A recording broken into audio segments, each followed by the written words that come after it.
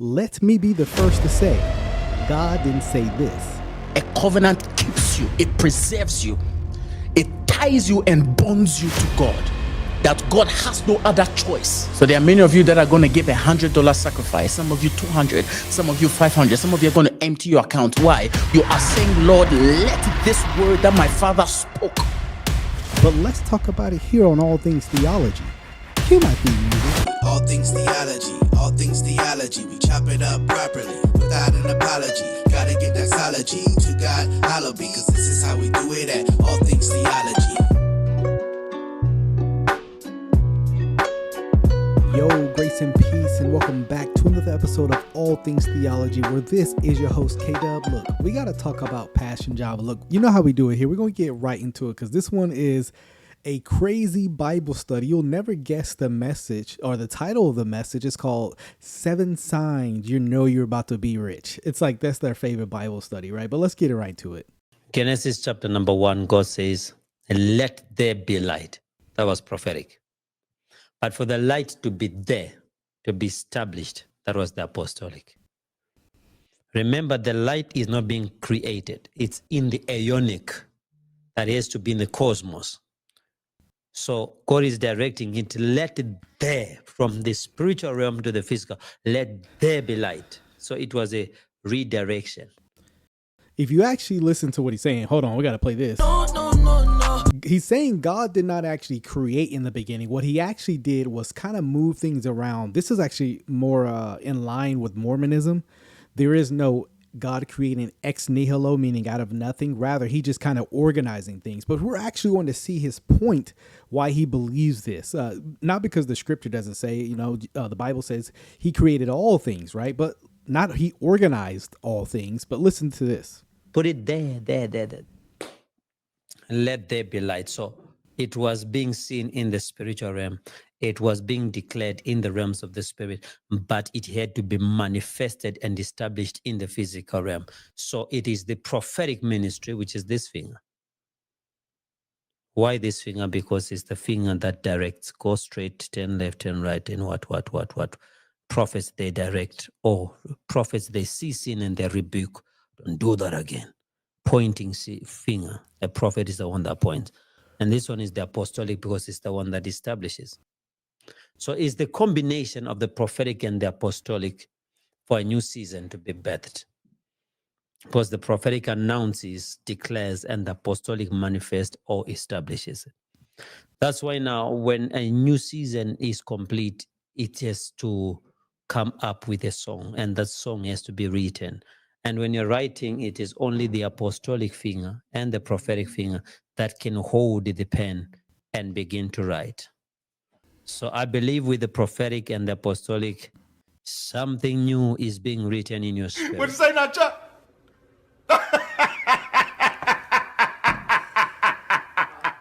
I don't know where he got that from, but it surely ain't the Bible, with this finger, God's like, hey, directing, and this is the apostolic finger. I mean, this is just nonsense.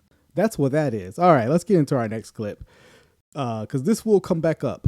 But I want everybody to go and give a best offering right now. $100 will do. The Bible says that I cannot give God what cannot cost me. That's David. So I want to go and give 100. If you don't have 100, go and give the best you can. And say, I'm connecting with today's word. And I'm believing God for the season that... Don't do that. And I need cash now. Call J.G. Wentworth. 877 cash now. Here's what I want to know. Where in the Bible does it say if we want to connect with the word of God, we have to give some kind of offering to Passion Java or the prophet? You won't see that anywhere. Spoiler alert. And, just to quote some vague reference of David, about, hold on. I got to go back and hear what he said. No, $100 will do. The Bible says that I cannot give God what cannot cost me. That's David. Yeah, he says that's David. I can't give God what it doesn't cost me. Well, our cost has been paid for. So what's this vague reference you're referring to about David? Again, something tells me the Bible verse he's using is actually not in context, but let's keep going. So I want to go and give 100. If you don't have 100, go and give the best you can. And You say, gotta I'm give something. connecting with today's word. And I'm believing God for the season that's on the way coming. So everybody quickly go and Quickly. and do so. Quickly. And God is going to bless you tremendously. God will bless you tremendously if you give $100 seed. Things you won't find in the Bible. Speaking of things you won't find in the Bible, let's listen to this. So we are going to talk about 7 signs you are about to become rich. If you want to be rich, type amen. Even if you are in the building, you type amen. Amen, amen, amen. If you want to be rich and you believe this is your word, you are going to type amen. And whenever I'm teaching and I touch your heart, you are going to type something, amen. We're not going to be typing amen. And the first sign to know you're about to be rich is a dream. It's a dream. Not all dreams. That's why if you're close to me, I'll always ask you, what was in your dream? When a new season is being birthed, I want to know if you're part of it. If you dream of the sun, the moon, the stars bowing down to you, like the boy Joseph. Joseph saw, I think it's... Hold on a second. Wait a minute. Who are you? So, first sign you're going to be rich is you have a dream like Joseph's, even though that wasn't even a sign of him becoming rich.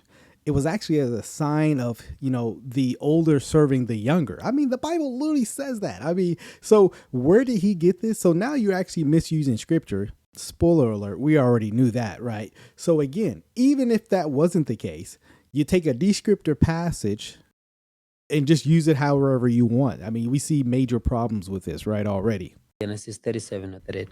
He saw the sun and the moon and the stars bowing down to him. Then in the same dream, he saw the sheaves bowing down to him. Bowing to him. Now, there's a mystery about money. Money is very spiritual. And this is what Christians don't know. Money has ears. It can hear. And money has feelings. It can be hurt by how you spend it, and it can run away from you. Money is emotional like women. That's why women connect with money so easily. And when they hold it, they don't wanna let it go. Oh no. Money, I'm not saying that's reality, I'm talking facts. Money is emotions. What you say now, Chuck?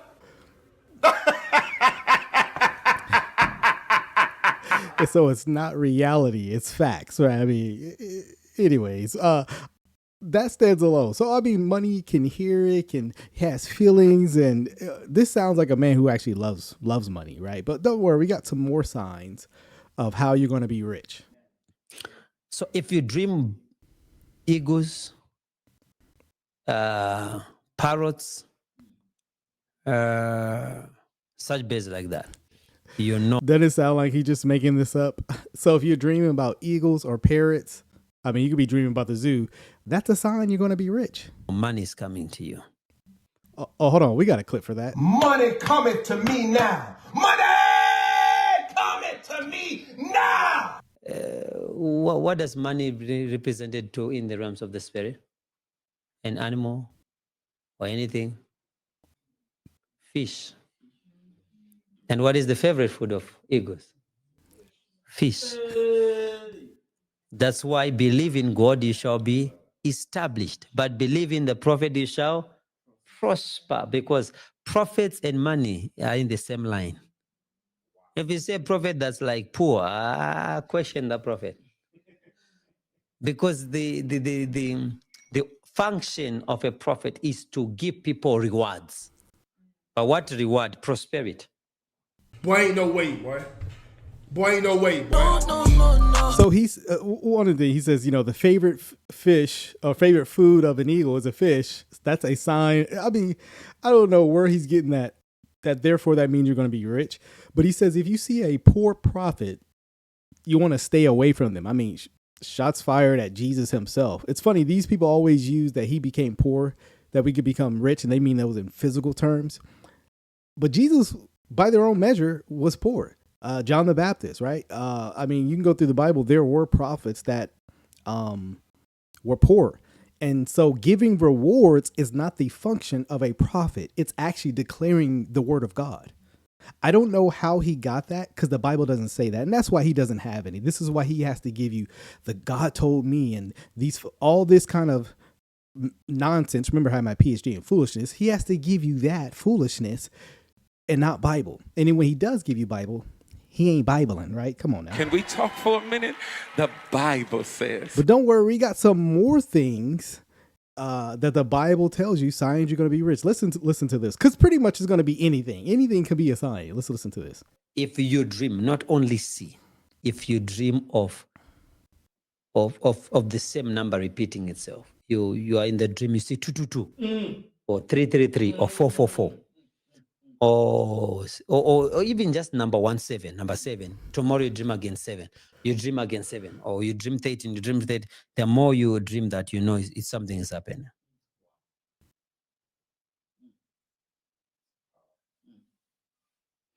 But at the same time, if you dream of a triangle, a square, circle, rectangle, things like that in the dream, another man is coming, but it will need interpretation. Why is it square?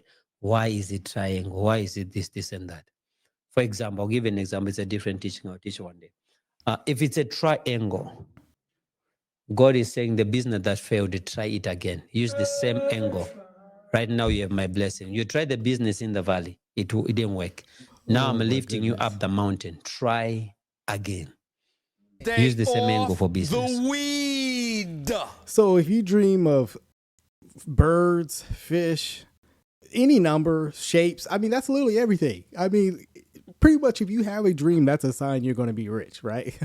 According to this theology. But then specifically, if you have a dream of a triangle, that's a huge sign, because that's God telling you to try that angle in that business. Creative, but no cigar, right? Let's go to this last clip. Come on. What sustains you in the kingdom of God? So it's offering time. So this gentleman comes on and he's going to be the real motivational speaker to get the offering. Let's listen to this. It's what we call a covenant. It's what we call a covenant. A covenant keeps you. It preserves you. It ties you and bonds you to God. That God has no other choice but to give you what you need. So this man is literally teaching you by putting in this covenant. Now you kind of tie God's arms behind his back. This is divine back. And now God himself is obligated. He has no choice to give you what you want. Now, what they're going to want, let's see. We already know what is coming. Come on. Covenant is a two-way promise. You are saying, God, give me a son called Samuel, and I'm going to give him back to you. It's a two-way promise. So there are many of you that are going to give $100 sacrifice. Some of you 200, some of you 500. Some of you are going to empty your account. Why? You are saying, oh my goodness. I got bread in my pocket. Bread in my pocket. I got bread in my pocket. I got bread in my pocket. I got bread in my Empty your account? My goodness, man. Y'all members more money. Y'all members more money. Y'all members more money. Y'all members more Because money. more members, more money, more members. Empty y'all running pockets. No, God does not want you to do this. These guys are scam artists. I mean, these guys make, they make car salesmen look honorable. Let's see what else he got to say. Because you give out 200, 100, 400, right? Some of you are going to empty your accounts. Yeah, that's exactly what a person in love with money would say. Lord, let this word that my father spoke, that there is a change coming. There's going to be a change. That there is a change coming financially. Let this word negative become account. Flesh. Wait, let this word become flesh. A passage in John 1 about Jesus is now being used in reference to offering. These guys will use any verse, as you can see. This word become flesh.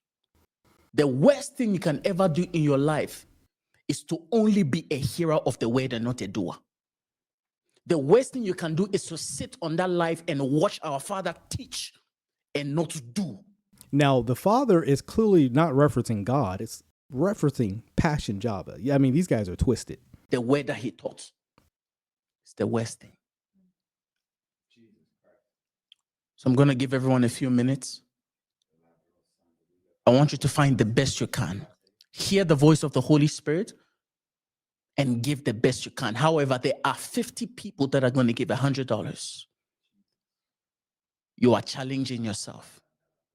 There are 2 people actually that are also going to go back to the commitment because they kept on hearing the voice of the Lord speak to them when our Father in the beginning of the broadcast said God spoke to him to tell people to give a $4,000 sacrifice. Breaking the curse of poverty.